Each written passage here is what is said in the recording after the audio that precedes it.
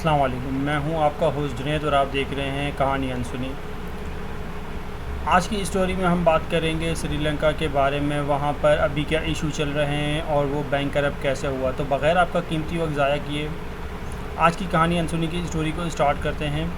اگر آپ ہمارے چینل پر نیو ہیں تو آپ سے گزارش کروں گا کہ آپ ہمارے چینل کو سبسکرائب کر دیں، بلکہ گھنٹی بجا کے اندر آ جائیں تاکہ آپ کو اور بھی دلچسپ کہانی سنا سکیں۔ تو شروع کرتے ہیں آج کی اسٹوری۔ مہاتما بدھ کا پسندیدہ ملک سری لنکا 49 دنوں میں مکمل دیوالیہ ہو گیا۔ فروری 2022 کا پہلا خوفناک ایشو پیدا ہوا۔ کولمبو پورٹ پر oil carrier 40,000 ton fuel petrol لے کر پہنچا۔ بینک آف سیلون نے پیٹرول کی پیمنٹ کرنی تھی، لیکن بینک کے پاس ڈالر ختم ہو گئے تھے۔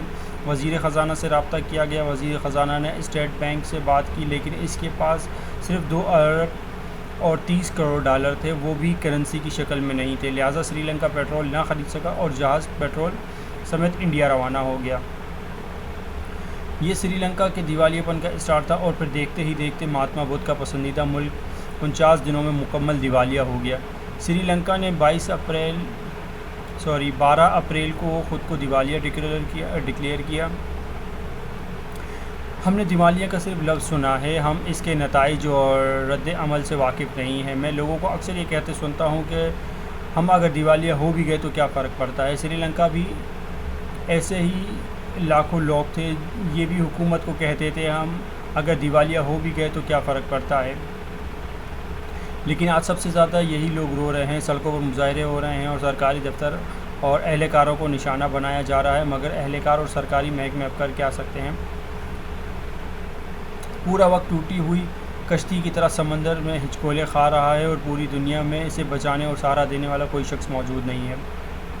آپ اگر دیوالیہ پن کو سمجھنا چاہتے ہیں تو آپ چند مثالیں دیکھ لیں۔ سری لنکا کو 3000 میگا واٹ بجلی چاہیے ہوتی ہے، جبکہ بجلی پیدا کرنے کی صلاحیت 4000 میگا واٹ ہے، لیکن 80% بجلی تھرمل پاور پلانٹس سے پیدا ہوتی ہے۔ یہ پلانٹس ڈیزل، فرنس آئل اور کوئلے پر چلتے ہیں۔ ان کے لیے ڈالر چاہیے اور سری لنکا کے پاس ڈالر نہیں ہے، لہٰذا پاور پلانٹس بند،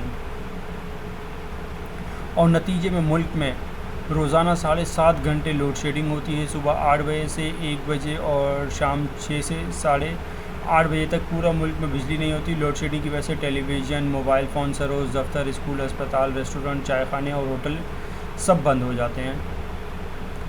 یہ سن کر ہمارے ذہن میں سوال آئے گا کہ یہ ادارے اپنے جنریٹر کیوں نہیں چلا لیتے۔ یہ چلا سکتے ہیں، لیکن generator diesel, petrol, furnace oil, gas اور کوئلے پہ چلتے ہیں، اور یہ سہولتیں اس وقت ملک میں موجود ہی نہیں ہیں۔ بجلی کی بندش سے ٹیوب ویلز اور پانی کی موٹرز نہیں چل رہی، چنانچہ پورے ملک میں پانی اور سیوریج دونوں بڑے بحران بن چکے ہیں۔ پیٹرول نہ ہونے کی وجہ سے پبلک ٹرانسپورٹ بھی بند ہو چکی ہے، اور ریل سروس، ذاتی گاڑیاں بھی گراجوں میں کھڑی ہیں یا پھر پارکنگ لاٹس میں اور گلیوں میں۔ بچوں کے امتحانات منسوخ کر دیے گئے کیونکہ ایجوکیشن بورڈ کے پاس امتحاناتی کاپیاں اور سوال چھاپنے کے لیے کاغذ ہی موجود نہیں تھے۔ ڈرائیونگ لائسنس، شناختی کارڈ اور پاسپورٹس بھی نہیں بن رہے کیونکہ پلاسٹک شیٹس امپورٹ نہیں ہو رہی۔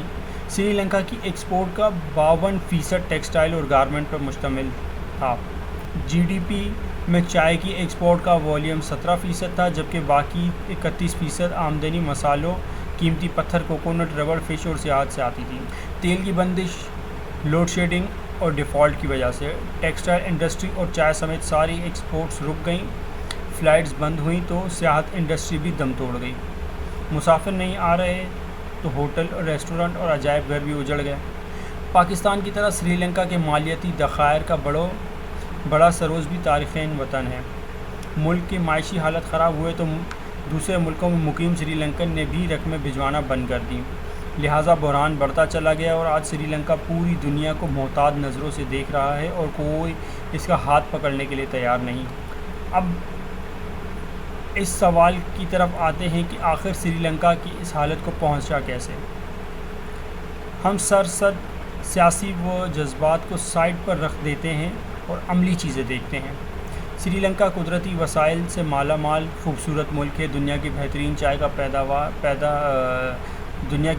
چائے پیدا کرتا ہے، گھنے جنگلوں کا مالک ہے، بدھ مت کا گڑھ ہے، لہذا مذہبی سیاحت کے خزانے بھی ہیں، دنیا جہاں کے مسالے بھی پیدا ہوتے ہیں۔ سری لنکا کی دار چینی پوری دنیا میں مشہور ہے۔ یہ ٹیکسٹائل انڈسٹری میں آیا تو دنیا کے نامور برانڈز گاہک بن گئے۔ 4 سائڈ سے سمندر میں گھرا ہوا ہے، لہذا ہر قسم کے ساحل بھی ہیں اور ان ساحلوں پر سینکڑوں ریسٹورنٹس اور ہوٹل بھی۔ 92.3% لوگ پڑھے لکھے ہیں۔ بخاری بھی روزانہ اخبار پڑھتے ہیں۔ بر صغیر کی قدیم ترین لائبریری غال شہر میں ہے۔ یہ ہالینڈ کے جہاز رانوں نے 1832 میں بنائی تھی اور آج بھی چل رہی ہے۔ مہاتما بدھ کا ایک دانت کنڈی شہر میں رکھا ہوا ہے اور پوری دنیا سے بدھ بھکشو اس کی زیارت کے لیے کنڈی آتے ہیں۔ سری لنکا ساؤتھ ایشیا کا پہلا ملک تھا جس نے 1970 میں اپنی معیشت کو لبرل بنایا تھا، اور سری لنکا بہت صفائی پسند، ڈسپلن اور نرم مزاج لوگ بھی ہیں۔ مہمان نوازی کے شعبے میں ان کا کوئی مقابلہ نہیں، لیکن پھر ایسا کیا ہوا جس کی وجہ سے سری لنکا دیوالیہ ہو گیا؟ اس کی 6 وجوہات ہیں۔ پہلی وجہ قرضے ہیں۔ سری لنکا کو بھی پاکستان کی طرح قرضوں کی لت لگ گئی تھی۔ یہ تازہ ہوا کے لیے بھی قرضہ لیتے تھے۔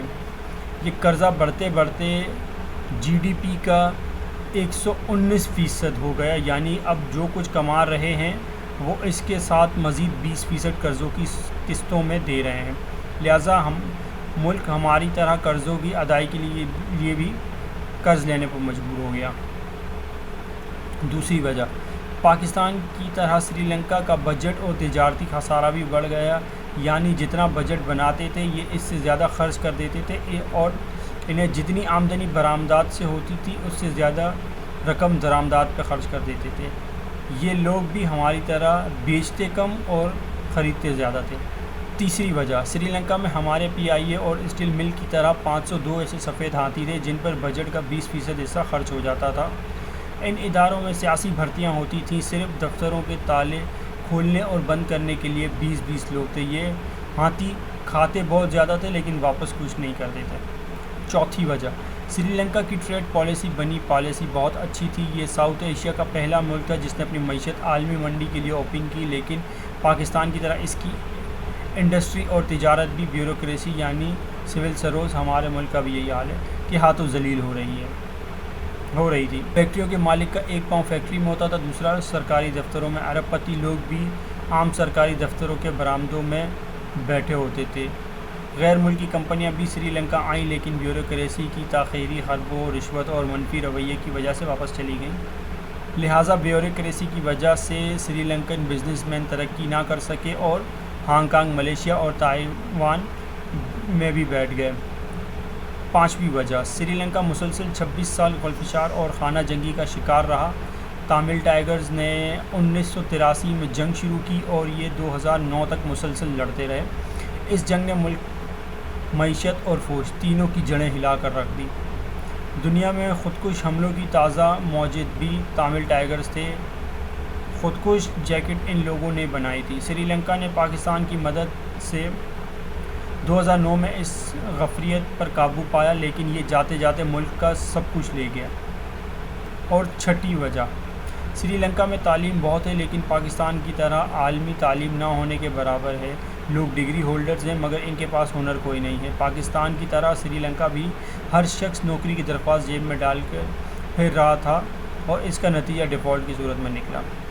سری لنکا کی مثال دیکھ کر ہم یہ بات اب سمجھ لیں کہ دنیا میں کوئی قوم قدرت کی فیورٹ نہیں ہوتی۔ بنی اسرائیل اللہ تعالیٰ کی محبوب ترین قوم تھی، لیکن اس نے بھی قدرت کے سسٹم کی خلاف ورزی کی تو وہ بھی ہزاروں سال ذلیل و خوار ہوتی رہی۔ ہم مسلمان بھی کئی سو سال سے ذلیل و خوار ہو رہے ہیں۔ کیوں؟ کیونکہ ہم بھی نیچر کے سسٹم کے الٹ چل رہے ہیں۔ لہٰذا یہ یاد رکھیں، اگر اللہ تعالیٰ نے 22 ملین سری لنکن کی کوئی مدد نہیں کی تو جذباتی و بخاراتی شعلے بیاں، تصوراتی ہیروز کی پوجا کرنے والے نالائکی، سستی اور نااہلی کے مارے 250 ملین سے زائد پاکستانیوں کے لیے بھی کوئی غنی امداد نہیں آئے گی۔ اور ہم یہ بھی یاد رکھیں کہ ہم سری لنکا سے صرف 5 ماہ پیچھے ہیں، اور ہم نے اگر ان کے 5 ماہ میں خود کو نہ بچایا تو سری لنکا کے بعد ہم اگلی دیوالیہ قوم ہوں گے، اور ہم اگر خدا نخواستہ اگر اس گڑھے میں گر گئے تو پھر ہمارے باہر نکلنے کے لیے پہلی قیمت گوادر اور ایٹمی پروگرام کی شکل میں ادا کرنی پڑے گی، اور اس کے بعد دوسری تیسری اور چوتھی قیمتیں بھی موجود ہیں، لہٰذا سمجھ جائیں گنجائش نہیں ہے۔ تو آج کی اسٹوری کو ہم یہاں پر ختم کرتے ہیں۔ آپ سب دوستوں سے گزارش ہے کہ چینل کو سبسکرائب کریں، میری حوصلہ افزائی کریں اور ساتھ میں بیل آئیکن کو پریس کریں تاکہ ہماری ہر نیو ویڈیو کا نوٹیفیکیشن سب سے پہلے آپ کو ریسیو ہو۔ ملاقات ہوگی آپ سے نیکسٹ ویڈیو میں، اپنا خیال رکھیے گا، خدا حافظ۔